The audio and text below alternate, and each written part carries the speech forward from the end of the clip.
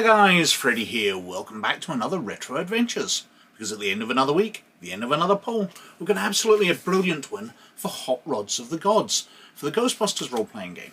Now as usual, I'll cover that on the desktop in a wee second, and I'll be back at the end of the video with some other channel-related stuff and some other poll-related stuff. But before I do that, I'd like to take a moment to talk about my Patreons, who this week I have been told know that when they're asked if they're a god, they say yes. Now, in all honesty, these are wonderful people, and their contributions to the channel make all of this possible, so I'd like to thank them from the absolute bottom of my heart. But if you'd like to join them and help support the channel, and I sure wish you would, or you'd like to see these videos a week early, or you'd like to see some Patreon exclusive videos I'm now uploading, or one of the other options we've got, then if you check out the Patreon in the description down below, it'd be very much appreciated. But anyway, let's go over to the desktop and have a look at Hot Rods of the Gods. So, this is Hot Rods of the Gods. Came out for the Ghostbusters role-playing game from West End Games in 1986. And to me, this is the middle of the three adventures which came out for the system. I'm pretty sure the Games Master screen and Ghost Toasties came out first. It would make sense, because Games Master screens usually come out just after the main game. And to me, Scared Stiffs came out last, but I have no idea which the order was, and it doesn't really matter. They're not connected adventures, so you can run them in whatever order you want. Now, while doing some research on this online, I found a lot of people commenting that the adventures they thought were terrible because they were humorous adventures. And so many people suggested that Ghostbusters as a role-playing game, to be like the movies, should be a dead straight role-playing game. And it should be the characters being humorous within it, which would add the humour, like the movie, because the movie is played dead straight, except the characters crack the jokes and do the silly things. But that's just like any other role-playing game. You know, one of the funniest adventures me and my friends played was Castle Ravenloft. We joked our way through that. We thought that the horror sections were just so cliched that we just joked and guffawed our way through it. So why would making Ghostbusters straight make it humorous when you could just play it straight or play it however? I like the way they did it. This adventure especially has so many good moments in it. I love the way they played it. Very tongue-in-cheek. Not quite as wacky as Paranoia was. Paranoia did tend to get a bit over the top at times. But I loved the three adventures, and this one's really fun. Now, going over to the back cover. Well, because it's actually a cardboard cover. But anyway, onto the back cover. Hot Rods of the Gods, a fab 48-page flying saucer extravaganza. Close encounter of the first kind, evidence. Little Laurie Blander has a problem. She levitates. Her parents have a slightly different problem. They are orbiting her. When the Ghostbusters pull the Blanders down off the ceiling, they'll discover a tablet that predates human intelligence by at least a week, maybe two. Close encounter the second time, sighting. Next, our heroes defend a junk food factory, fending off flying saucers intent on stealing cream filling. After an exciting encounter with Sneeze Yip, the world's nerdiest alien, the Ghostbusters learn that their tablet is actually an ancient signaling device. Someone phones home. Close encounter of the third kind, contact. Juvenile delinquents from outer space, green four-armed lobster-eyed aliens in leather jackets, bobby socks and saddle shoes invade the Earth. Can anyone stop these bug-eyed punks from corrupting our youth, skateboarding on national monuments, and turning the entire planet into one big demolition derby rink? Who are you going to call? Horrors of the Gods is a 48-page Mondo blowout Ghostbusters adventure, chock full of fun illustrations and pullouts. Hot Rods features an 11x7 cardstock map of Manhattan, mostly all new and improved super mega Ectomobile, and full-colour hot rod counters for running the climactic demolition derby. A gas for 2 to 6 players aged 12 and up. And that actually kind of details it. I like the way it breaks it down like Close Encounters. That's one of the sort of humorous bits. The Close Encounters of the third kind broke down the types of encounters with aliens, and that's what we're going through here, but with a Ghostbusters spin on it. And there's so many other parodies of popular culture that I just absolutely adore. Some of these seem to be just for the Games Master to add tone. They don't even seem to be in sections to be read out. Now, as usual, I'm asked to warn people when I'm going to be going into spoiler territory for an adventure, so we're going to be going into it soon. But my summary of it, I absolutely love this adventure. It's very, very funny. We've basically laid out the plot on the back cover. I'm afraid there's not much more to it than that. There's some wonderful encounters, some interesting little board game-esque events within it to just break out and have fun playing instead of just role-playing all the time. It's more fun, light-hearted. I've run Ghostbusters in the past couple of years, and it just really works, although I didn't actually run this particular adventure. Anyway, going into it, well, as I said, the cover is detachable and has the map, but we'll go into that later, because that's the very last thing. So, inside. You're about to embark on a journey to another dimension, a dimension not of sight, or of sound, or of mind. Of weird science and mindless violence, of nihilistic alien punks and heroic earthmen, a dimension of bad science fiction and trashy 50s teenagers. The next signpost up ahead, next stop, Ghostbusters. Again, it's not for reading out to players, it's just for the Games Master. Now, there is a fade in, exterior shot, Ghostbusters HQ. The Ectomobile pulls up to the garage door. 6 Ghostbusters emerge, carrying proton packs, ghost trap and case of beer. Ghostbusters are tired, but are smiling and laughing. Mysterious man voiceover, submitted for your approval. So we're right onto the Outer Limits, Twilight Zone, all that kind of stuff with Rod Serling. And this is a readout section. So, it even points out, old-fashioned? Yes. Hackneyed? Certainly. But good advice nonetheless? Because, as the Ghostbusters will soon learn, all of the gods aren't relegated to musty pages of antiquity. Some of them are still alive. And it's just fun. So, we've got the introduction, which lays out the rough format of the adventure, that aliens have visited the Earth once before, and it wasn't fun, because there were no intelligent life on it. They left a tablet behind for humans to find and activate, and when they would do, it would call the aliens back, who would have a look at the fun things to have, because they are seeking excitement. They are basically immortal. They are just going out into the universe and doing stupid stuff because they cannot die. And that's one of the elements introduced later, that you can pretty much convince the aliens to kill themselves, as long as you convince them to do it in a fun way. And they'll just turn up later, they will get recloned or whatever. So it details out all the backstory. We've got brownie points talking about them, because of course brownie points in Ghostbusters First Edition are your hit points as well. So it's talking about healing that up, you spend them to get extra dice, etc. We've got the cast of characters, going through some minor NPCs, up to the aliens themselves. The Wiebelfrexer, the Fug leader. Now the Fugs are the 50s throwback aliens, sort of greasers in hot rods and all that. The Mercs are the big jerk ones, they're more violent.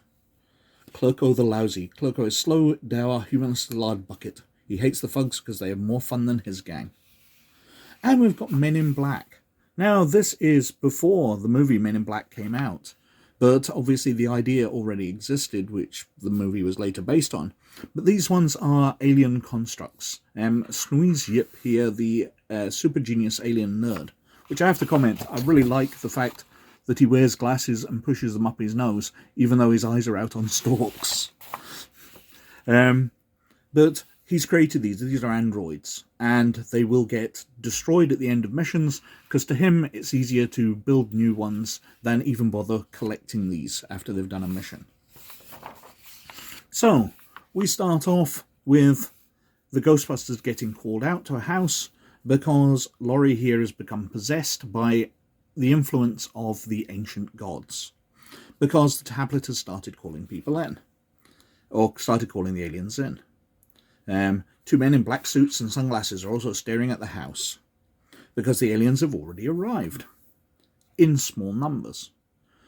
So the Ghostbusters go out, they have to deal with this, and they encounter the tablet, that it's radiating PKE energy, so it'll show up on their PKE meters, and the rich owner of the house, when you rescue them, will allow them to take it away, but will only have it as a loan. It's a very valuable artifact that he paid for. So they can take it away to examine it, but he keeps ownership, because that becomes very important later.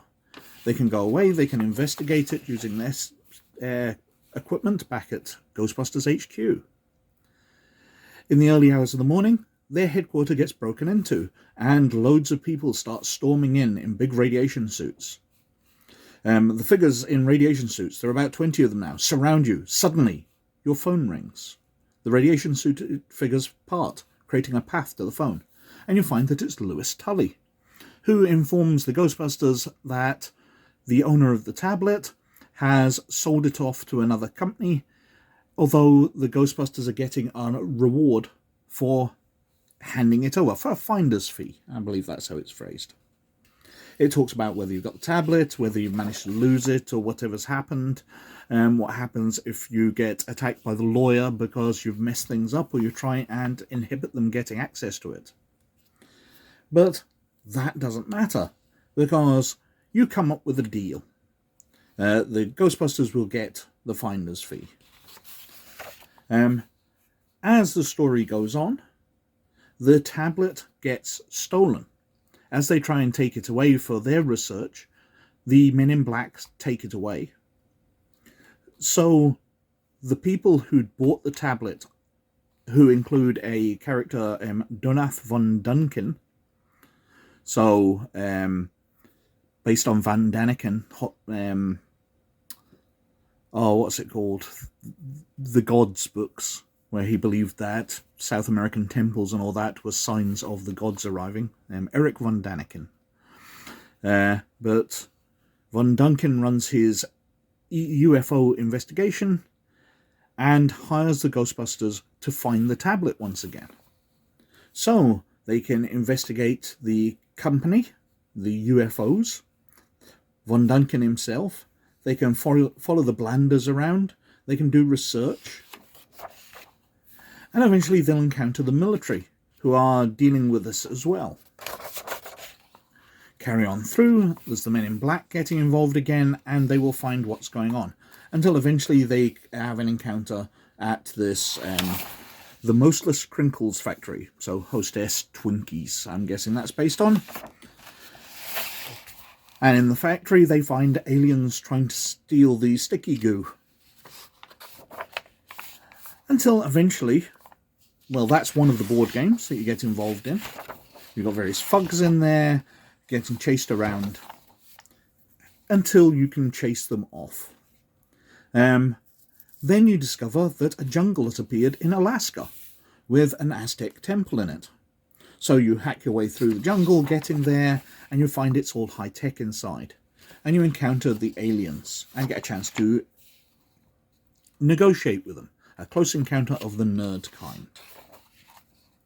Then we discover the rest of his gang are these delinquents from beyond the stars. And they start to affect the world.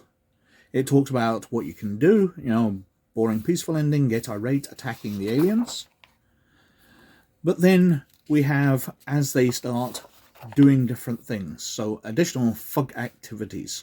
They're skateboarding the pyramids, they're creating cosmic graffiti, they're playing pool with cars, so carpool, where they're smashing them down the roads of the cities. Until eventually, messing around with them, the Ghostbusters get blasted into space. And they're terrified because they're in orbit. But Sneeze Yip comes to their rescue in his tiny flying saucer and rebuilds the Ectomobile. He basically disassembles it into lots of pieces. It mentions that fortunately the Ghostbusters don't get disassembled into little pieces as well. And then he rebuilds it into a sleek super Ectomobile. Now, I absolutely adore this image. I think it's fantastic. Nice cockpit. There's images later of it flying around the city. I think that's really, really nice. Unfortunately, the description of it includes it having wheels, because it had wheels before, so it still has wheels. But I see no wheels in that image. But I do think it's very, very cool. And he's given it lots and lots of abilities. You know, it's got a Magnus Effecto Human Detector-Matic, a Gigawatt Nuclear Resonance TerraTune sound system. Just lots and lots of geeky things which he's added to it to make it very, very cool. It occasionally changes shape, so perhaps it does grow wheels once in a while. And then there's a big race where the Ghostbusters in their hyped up car, which it mentions has difficulty going below like 1,000 miles an hour, because it is a starship now. But they have a big race around Manhattan. It details everything there. As you can see, we then go into a sort of race on the map. We've got the map of Manhattan there. We've got tokens for the Ectomobile, various cool cars that the Thugs, the Mercs drive. We've got a standee for some reason for the Men in Black. And on the flip side, we've got the wrecked vehicles to show what happens when you've wrecked them. And it leads up to the Ghostbusters saving the day. They've won the race. They've bored the heck out of the aliens. And the aliens get bored with the planet and leave. It does mention that if they've won, unless the Ectomobile was destroyed, they have this super high-tech car. But Squeeze Yip leans out, waves, and clicks something that looks like a garage door opener, and the Ectomobile instantly goes pop and turns back into the old Ectomobile, much the worse for wear. With a hearty farewell and a cheerful watch the skies, fellows, Squeeze Yip disappears into the sunset. So that's Hot Rods of the Gods. There's a lot of fun in there. The board game sections can be a distraction where you're not having to bother about games mastering and role-playing too much. You're just challenging the players to a game, rolling the dice and having fun with that. A couple of those in there. But there's a load of good bits of jokiness. There's a lot of pop culture references, which I think work particularly well. But you might find it doesn't suit your group. Perhaps it's too silly, but personally I love it. So that was Hot Rods of the Gods, and that won with an absolutely brilliant 38% of the vote, way ahead of everything else and dominating from the very first day, which surprised me, as these polls so often do, because I thought the Cthulhu adventure would do particularly well, but alas not this time. We'll get around to it in the fullness of time. Now in second position was Infected for Earth Dawn, which came in on 29%. In third position was the Itian Menace for the Doctor Who RPG, which came in on 17%. And the way back behind was the Utati Asphet Eye of Wicked Sight for Call of Cthulhu, which came in on 16%. But, as I said, they're all in my collection, and I'll get around to covering them at some point, because they're all brilliant in their own way.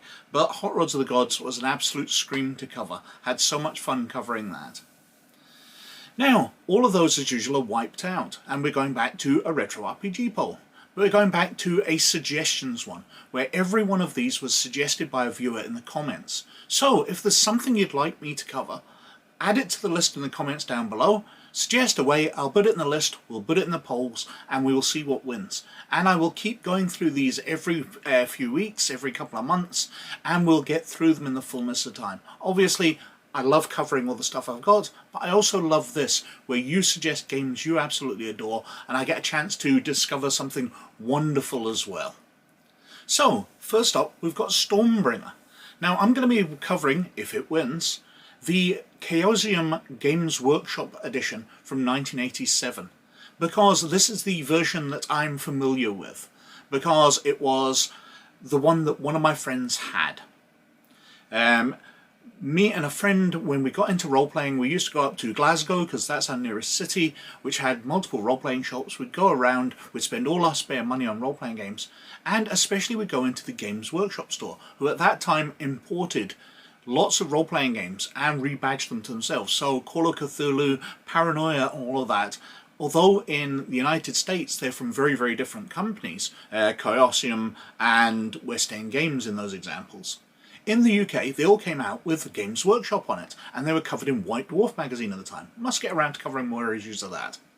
But this was the version that my friend had on his shelf, because I got a lot of the Warhammer stuff, he tended to get the other stuff, RuneQuest, Stormbringer, etc.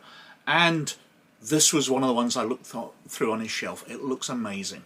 So I'm kind of familiar with this one. It'll be nice if it wins. Next up, we've got Engard from Games Designers Workshop in 1975. So we're going back to the absolute dawn of role-playing here. Now, this is something I am not familiar with. I thought I'd covered all of the very early role-playing games, Tunnels and Trolls, the early versions of Dungeons & Dragons, etc. But this one must have just slipped through, and I looked it up and was so surprised. Games Designers Workshop, a company I absolutely adore. This must have been one of their first games back in 1975, so it'll be fascinating to look through. As I said, I know nothing about it. After that, we've got Villains and Vigilantes, which came out from Monkey House Games in 1979. Now, this is a superhero role-playing game. We've covered Marvel superheroes, but that's actually later. It wasn't the first. I believe this might be one of the first superhero role-playing games. I'll have to do some research if it wins. But again, something I know nothing about, so we shall see. And finally, we've got D20 Future from Wizards of the Coast in 2004. Now, this is an add-on for D20 Modern, which is something I'm a big fan of. I picked it up while I've been running this channel and really liked what I found. So it'll be fascinating to see what they did with a future setting. I know there's a post-apocalyptic setting as well. Must get around to putting that into the poll and having a look. But this was the one that was suggested. So this is what we're putting up, and I really would like to have a look through it, if you give me the excuse by making it win. But it's all in your hands now. What else have I been doing? Over on DriveThruRPG, well, I've been uploading booklets of backgrounds. So while I've been creating classes and races for different settings, Victorian horror, modern horror, etc., I realised all the backgrounds that you'd be using in character creation would be the classic ones from a fantasy setting. So I decided to write up more modern ones, Victorian ones, post-apocalyptic ones, for all the classes I've been creating, because that completes character creation. So I've been uploading those. Obviously, for Patreons of Laird and Librarian status, they're uploaded to a shared Google Drive, and they are free to download for them. There's some 650 odd books up there for people to look through and grab what they want, all available for their Laird or Librarian status. Check it out in the description down below the Patreon. And over on RPG Gamer, I'm still working through Legacy. Now, this has turned out to be a big disappointment. It's the Star Wars setting from Dark Horse Comics, which came out in the early 2000s, about 2007, 2008, and it's set 140 years after the movies, dealing with a descendant. I keep going to say ancestor, I said it in my last two videos, I'll get it right this time, I promise. A descendant of Luke Skywalker. And it seems like an interesting setup, but the story's jumping around far too much for my liking. But anyway, I'm working my way through every issue, and I'm statting them out on the side. So if you like the Star Wars D6 system, or you like Star Wars and would be interested in reading my reviews, having a look at the stats, check out rpggamer.org. But anyway, as usual, I think I've been wittering on for quite long enough, so thank you very much for watching. As always, most of all, you look after yourselves, and I'll catch you later. Bye now.